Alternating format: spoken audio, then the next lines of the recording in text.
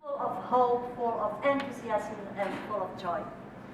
The time before, of course, was less joyful and less enthusiastic, and the time immediately after the revolution was sometimes painful if I think of the reforms we had to go through, sometimes disappointing when I think to all those who were brave enough and who made the change in our country, and we are happy that it happened through our life. Today we have the privilege to have one of the faces, as Madam President said, with us. We have Mr. Pavel Demes, who was one of the fighters, one of the leaders during these days. The Velvet Revolution found him as a biomedical researcher at the university in Bratislava, Comenius University in Bratislava. He will probably tell us how he was dealing with the students who refused to study. Then after that he became director of the Slovak Academic Information Agency, SAIA. After that, it was still Czechoslovakia, of course. We had a federal government and a Czech and a Slovak government. Mr. Demes became the Minister of Foreign Affairs of the Slovak Republic at the age of 35. So we had a very young foreign minister. Then he came to an institution where we met. That was the office of the first democratically elected president of the Slovak Republic, Michal Kovač, where Mr. Demes was foreign policy advisor.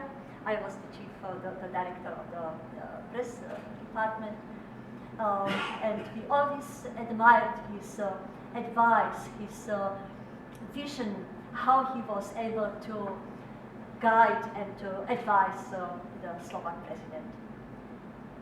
Then Mr. Demes was for many years director for Central and Eastern Europe of the German Marshall Fund of the United States. He is also, I would say, the face of the Slovak civil society, of the third sector.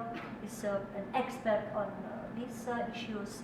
He has his own TV program in Slovakia, where he is inviting and interviewing many politicians, experts, academicians, diplomats, ambassadors, a very popular TV program.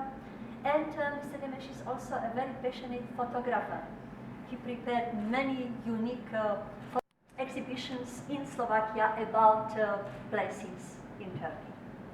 Without talking too much, I would like to invite you to welcome Mr. Demes and give him the floor. Show a few images. Excellencies, ladies and gentlemen, Mr. Minister, with whom I had big privilege to have great dinner last night.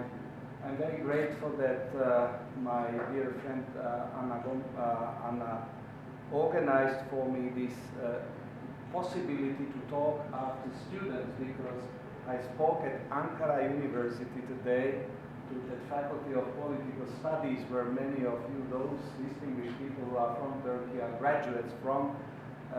So what I would like to do is that I will do slightly different commenting of few images, and through that walk you through what Slovakia and myself, but many of us, are thinking about these days, 30 years after the Velvet Revolution.